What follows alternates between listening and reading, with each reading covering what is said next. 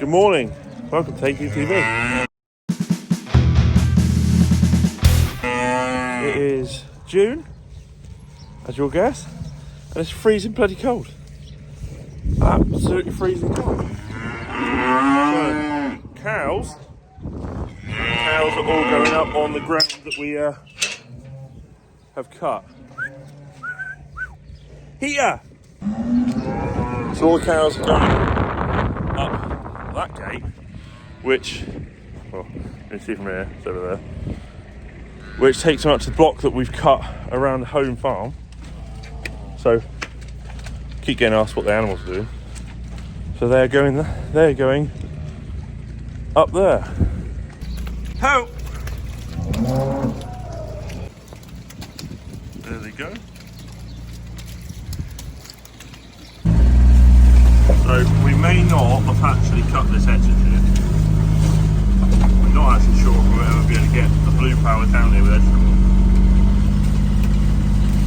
It is a little bit overgrown. It might be a job I'm going to have to like bite the bullet and do it by hand. But some serious amount of foliage that's crept up down here. But there is definitely a path, and it is actually 9 foot wide now. But it's the last thing that usually gets done when there's a trim roll. May have come to an impasse. Don't know if I can get around there. Right, I have to get out.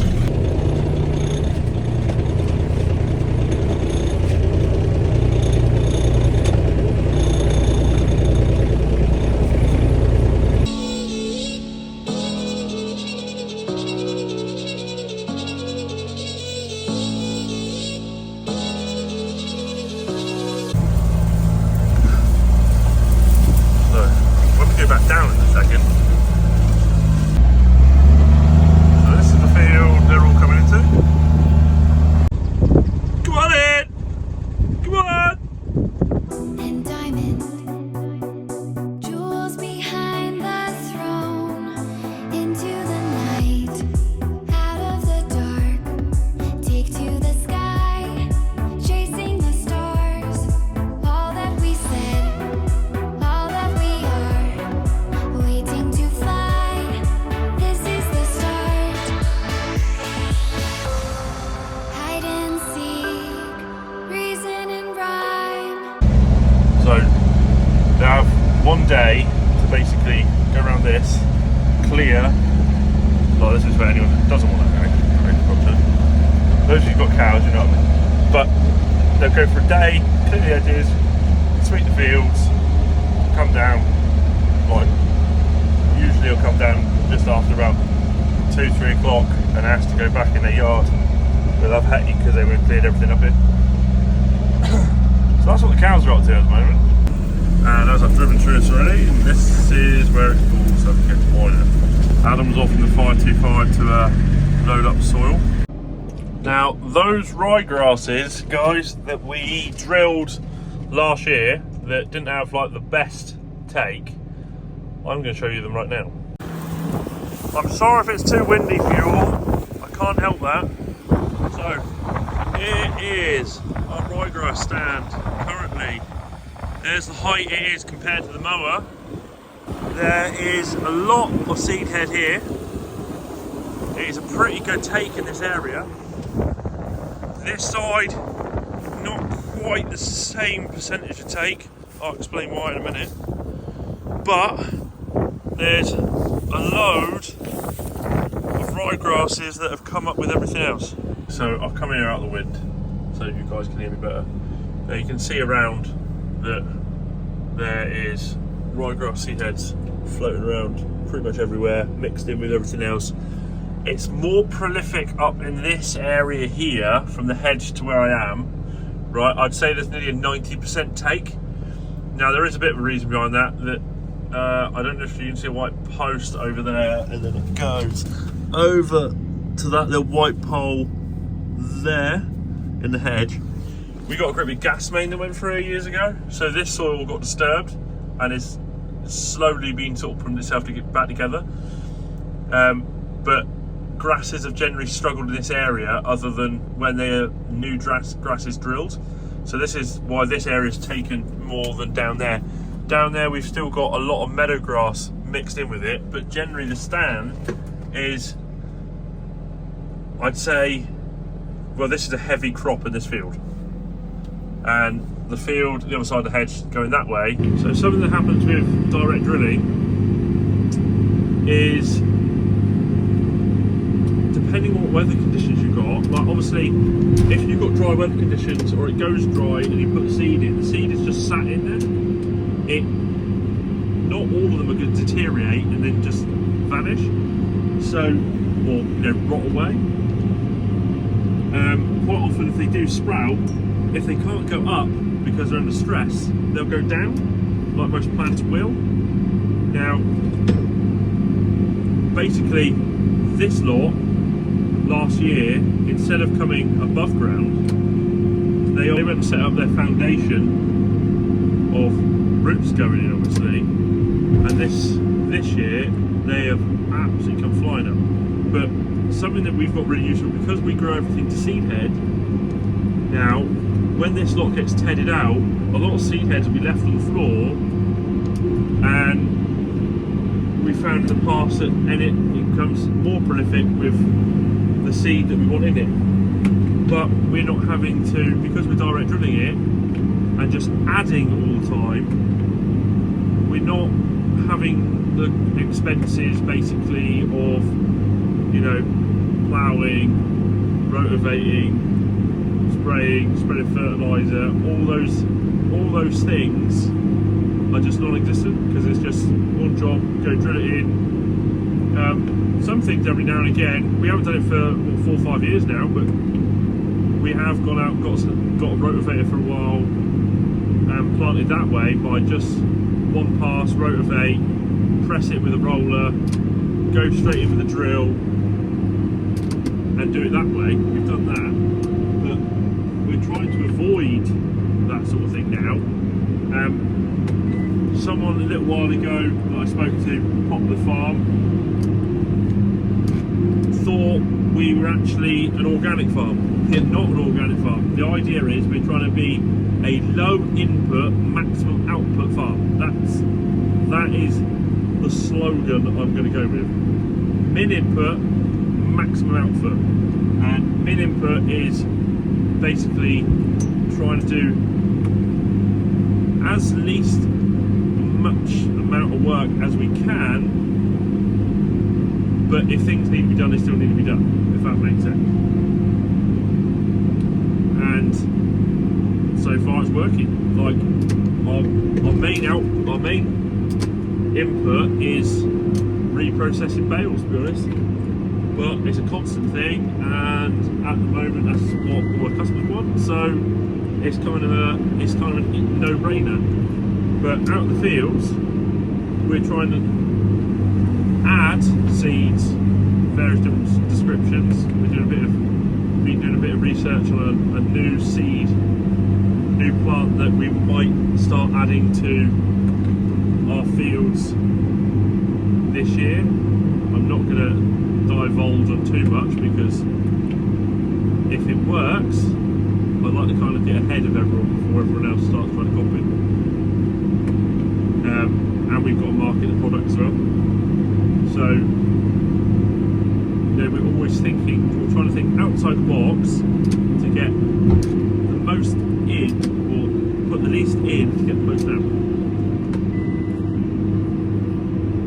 And yeah, that's kind of what we've always been doing. So we are highly not organic. We will still spray for weeds.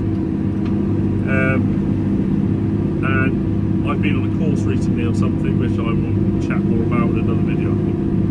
Else, you're not going to have too much of me on screen and not watching enough of this. Just tedding at a moderate, nice speed, because I'm actually tedding right behind Justin, and I can't go too fast because I'm really going to catch up with him. I've caught up with him anyway. He won't like that. He's actually in the other field, right beside me, and I can see on the anguish on his face, the sweat coming down his face, knowing that I'm right up his ass. But anyway, Justin has actually got, I don't know if he's told you guys yet, but he's actually got new mirror guards for his tractor and a light bar. Now, I wonder who got that first, because when I first got it, he's like, why have you got that for?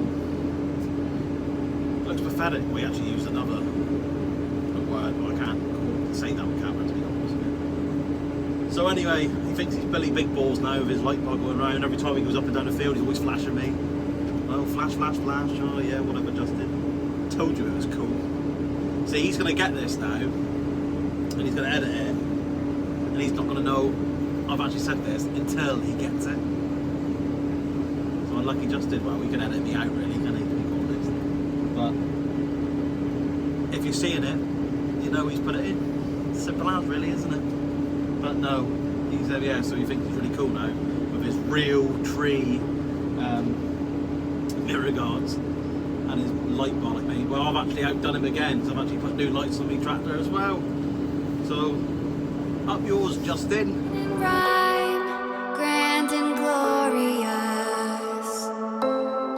living the dream, yours and mine, euphoria,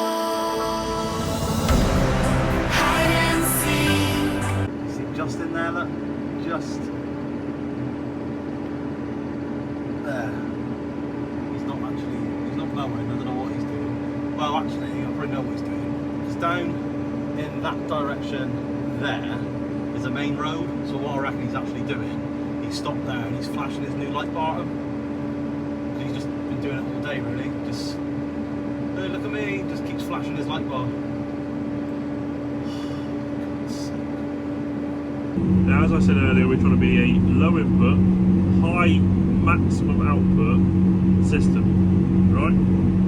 So we have obviously gone down the lines of not buying fertiliser, which was probably one of the best decisions we've ever made, because you suddenly get rid of that bill straight off the back, right? And I've said it a ton of times, and I don't know, you know, the amount of people that I talk to that are still in the normal system of doing things, which is totally fine. There's no right or wrong answer in farming, as far as I'm concerned.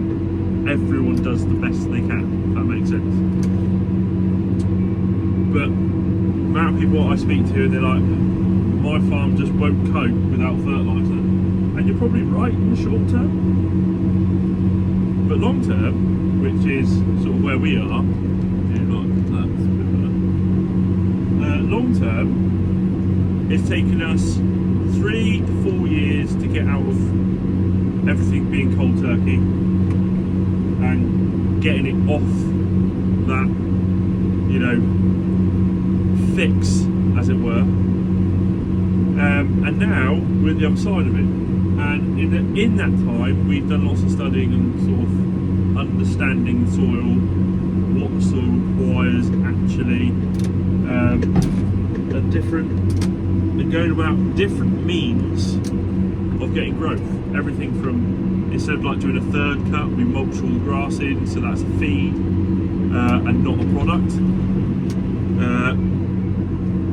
Mixing the compost that we get brought to us, and the dung that we take out and mix that. So it's not just we're putting out cattle manure, we're putting out a mix of, as I said, compost videos, cattle manure, donkey manure, horse manure, shavings, wood chips, straw, hay, cow manure, chicken manure gets brought in and dumped. You know, all that is getting mixed into a multi-diverse compost, which has got way more going on in it than just cow manure, sheep manure, if you see what I mean. Because it was always explained to me in years gone by my father and grandfather that if you leave sheep on a field too long or in an area and keep coming back and grazing it with sheep only, it gets sheep sick, if that makes sense. And same with cattle sick. And then you get an agronomist come in and tell you that you need to put on more lime or fertilise, or potash, or this, or that. Spray it with some super additive, or, you know, you see where I'm going? There's always something to buy. That makes sense? So we're trying to do it where we're trying to find answers. And as I said, I've just been on a course. The course is more to do with horticulture, but understanding what they're doing in market gardening, which I can then adapt to what we're doing. So, you know, I'm not going to be here and I'm not going to show it all until I've done a few tests and I see what I think of it. Once I've worked out if I think it is right or wrong, or good or bad, then I'll start discussing. But whilst I'm in my sort of experimental stage, I'm keeping everything under wraps. And then obviously we're going to go down the line of planting some various different plants other than just ryegrasses to see what we can achieve with our ground as well. Because again, minimum input, maximum output, and trying to be as economical, low cost on expenditure as well. So when I say mid input, it's like how can we do something to then drive machinery over the ground less, and at the same time spend at least money as we can to then maximise the profit and return. Okay? I hope you're with me. Right, so I knew this was going to happen. Ads has caught me up with a tedder, and I've just left the field that I'm in, and he's obviously got that caught up that he's headed down to the field that I was in, and we've met halfway.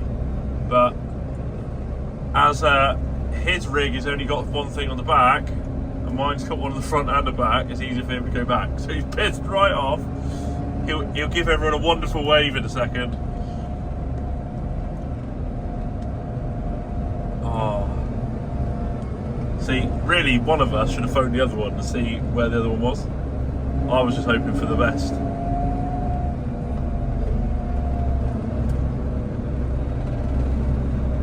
Here he is.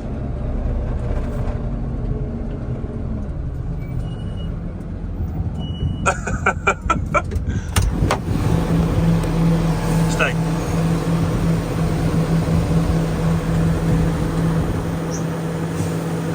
I thought I was just going to beat you. I thought I was going to beat you. I thought you were going to come out the field, just going to be in there. Oh, messed that up, didn't you? Massively. And who has to go back? Me. Well, it could have been a longer one. Story of my life.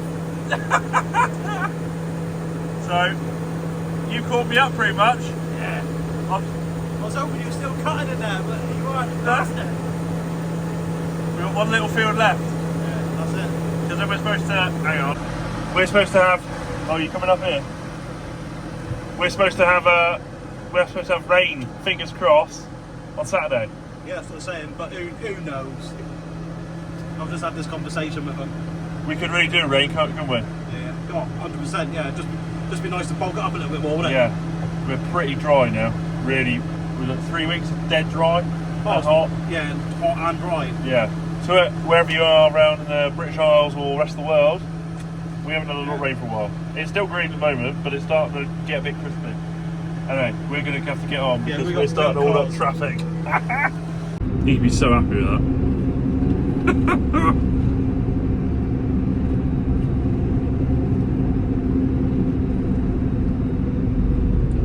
He would have had a fair few things to say when he saw me. Oh Christ, the bus just went that way in front of me. Whee! Jesus.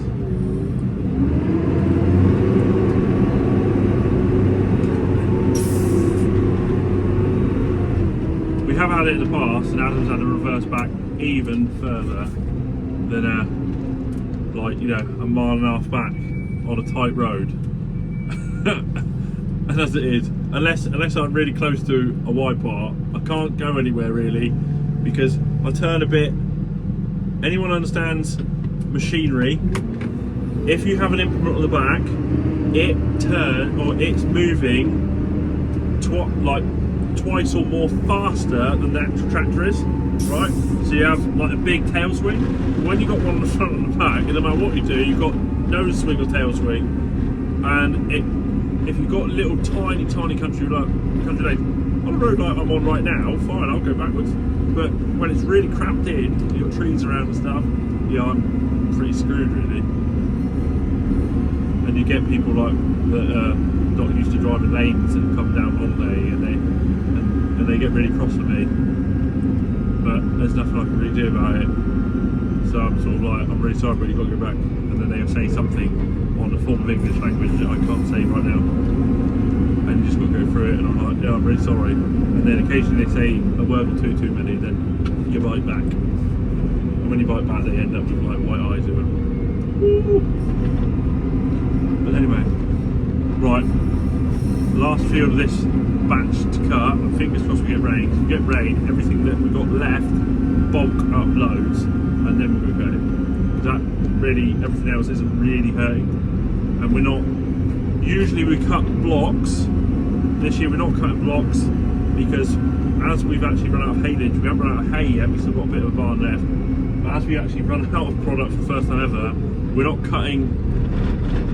trying to cut anything unless it's ready, other than that one field the other day, because we had to go across anyway, and if I end up even cutting the track across it, it would still made more sense just to cut. And it's in a weird place which isn't really around any restaurant ground, so it just made more sense to get it done. So there go the gals, clearing their way through. It's a bit hot now. Bring them down. They cook more on bare fields, and up where they were, they don't have any shade. Oh yeah, one's got a poo. So you can only poo up in a field and not on the path. That'd be great. Currently, I'm topping in the blue power. Now, something I want to talk about is, because it's so dry, I'm not topping at normal height. If you can see back there, on the depth of the topper, I am basically letting them float. I don't know if you can see. So I'm letting them float above the grass by about 2-3 inches, because we've got grass here, but there's so many docks and thistles coming up to seed. I didn't want them to seed and catch the seed down here, so I could pop down to whip them all off. Basically, the cows have got to come back graze this area pretty soon. They're going to be in here within the next 10 days. And we haven't had any rain now for 3 weeks. Even though we are, fingers crossed, hopefully going to be getting some rain this weekend coming, which would be absolutely fantastic, because it is dry as a bone down. Then that hopefully would thicken everything up. But yeah, I'm just whipping around paddocks, just nicking off weeds while it's really hot in the day, and I don't want to be in baling shed, because when it's really hot in there, it's really hot in there. So whilst it's super hot, we go in there in the mornings, in the evenings, or late afternoon to evening, and then through the rest of it, we do this when it's hot. Too hot to be in there. So currently, do the thistles. The one thing that I will drop the mowers in on are rushes, reeds, or whatever you like to call them. And then lift them back. We are now back on baling. I've just popped out to get this overly fluffy bale, which basically is lost part of its net wrap.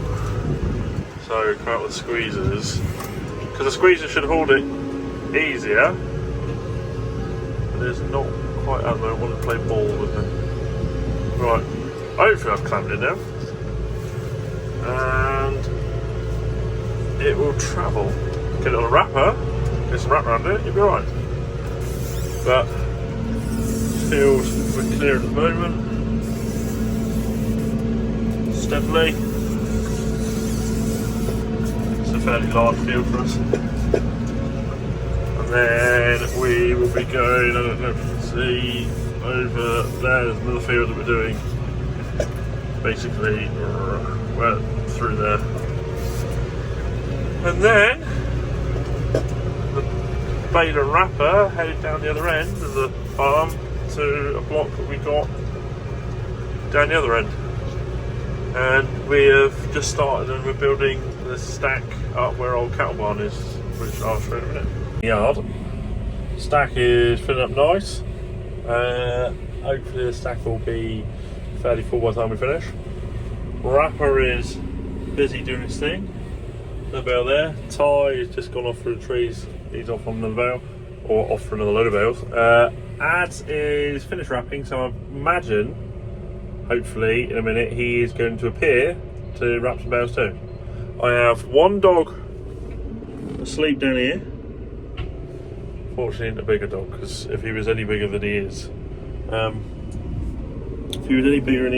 he wouldn't fit down here quite so well. And then, quite frankly, the other one is completely balls out.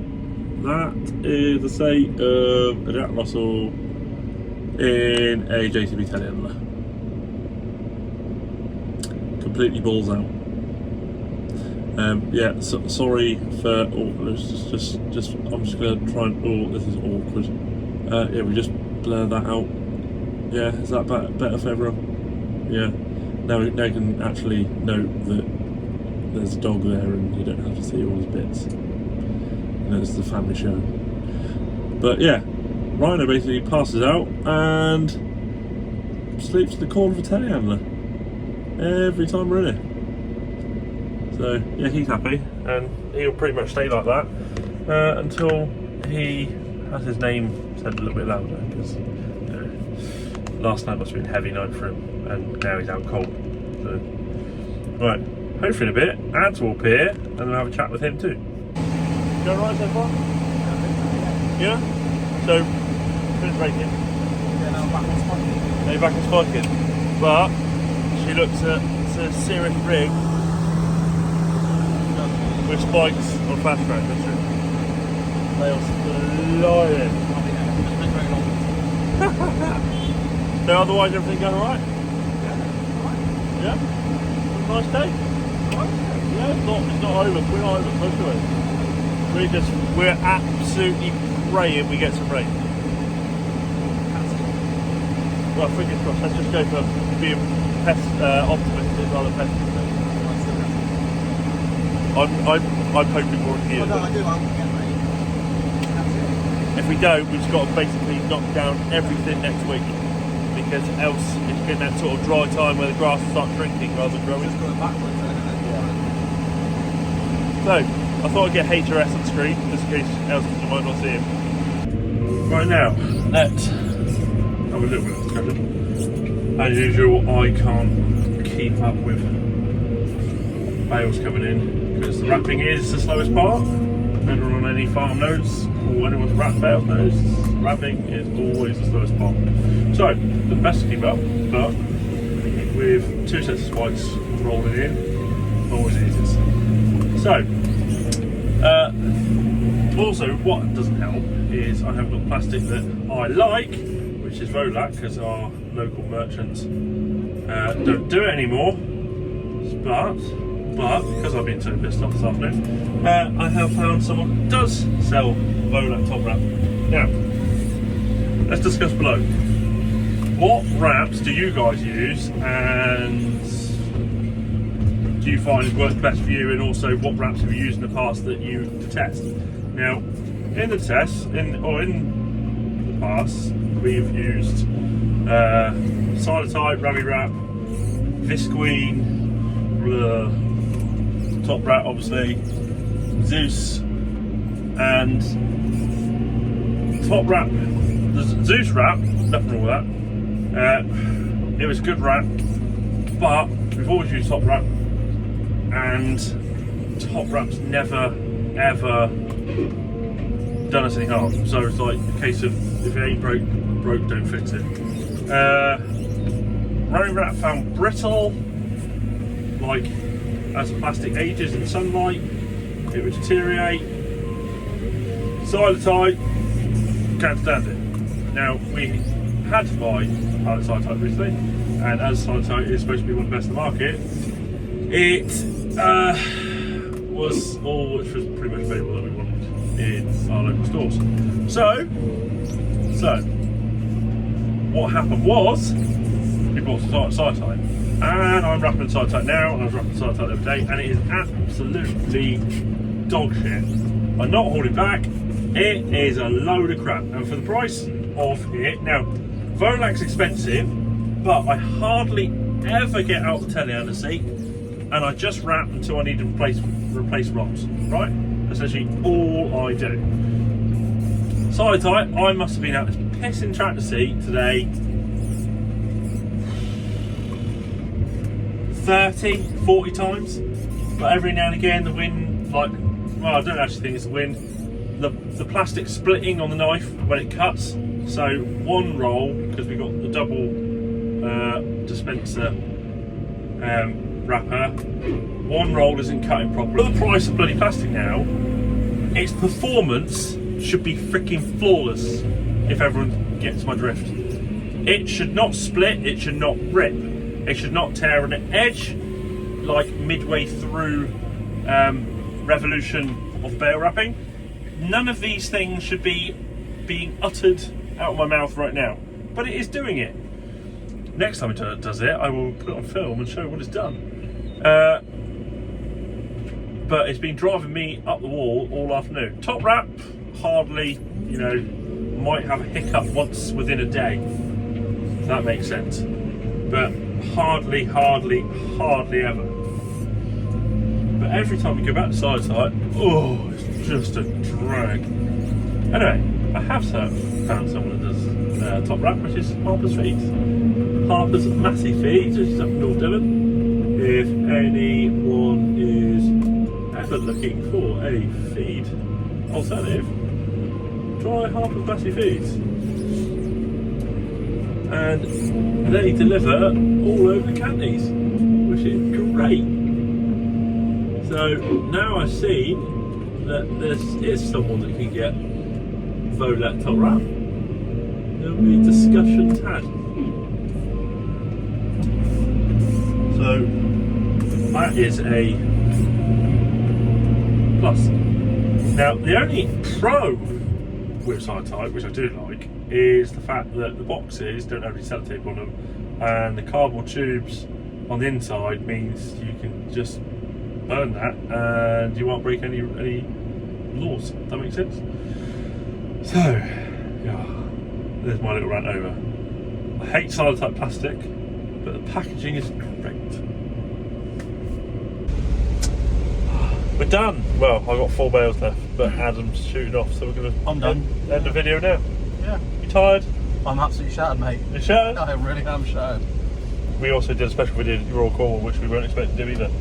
No, even though that was when I got on Sunday. You put it out anyway. Well, I thought it was more relevant going out on the right day. So, yeah. So I made it, went straight home, edited it, bang, out, you guys saw it. So it actually happened on the day. That's a first. I don't think that's bad. I don't think that's ever happened, has it? No. So, yeah. Other than that, I think all's good. Ish. Yeah. Had fun with your Thehayteamtv? No. No.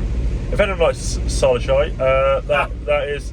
What's the matter with you? That's quite good actually for you.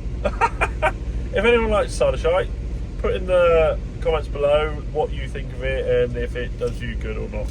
Here, all it's wanted to do all day is rip on me, and it has been an absolute ball ache. One roll, someone must have not cut it right because it rotated two revolutions, and then it was like someone restarted the wrap on the roll which should have been originally there, and I had to thread it all back through again. I just don't think there's anything like Volak, to be honest. No. I know they've pulled out of it. Well, Zeus was right. Yeah, Zeus was alright, but That was right. Visqueen, that's been alright. yeah, but again they pulled out of it. But as I said to them earlier, our local stores that we can buy from don't do Volak. No, but Volak have gone. That's it. it says it's for sale at Harper's. Yeah, but that's last year's stock. Oh. Volak don't do plastic anymore. Nor Visqueen. Oh, even worse. Or Bale. Hot off the press. Volak don't do. Oh, that's crap. Yeah. Well, I can't carry on with that. No. That's dreadful. Unless people have got last year's stock, that's all we can do Right. for a minute. Watch this space on that one. Yeah. Anyway, we hope you have all enjoyed this episode. If you haven't yet done so, please Subscribe. give us a thumbs up. That'd be most appreciated. If you want to find any more of us, you can find us on. Snapchat, Instagram, Twitter, and Facebook. And on top of that, is merch still on eBay? Yes. Merch is still on eBay because we've had a few of you ask about it. So, merch is on eBay, so you can find it there. Adam will go home and check, just make sure. Tomorrow I'll check, not tonight. Not tonight. You go to Betty. You go to Betty Boys. Got Betty Boys tonight. Oh, little fella.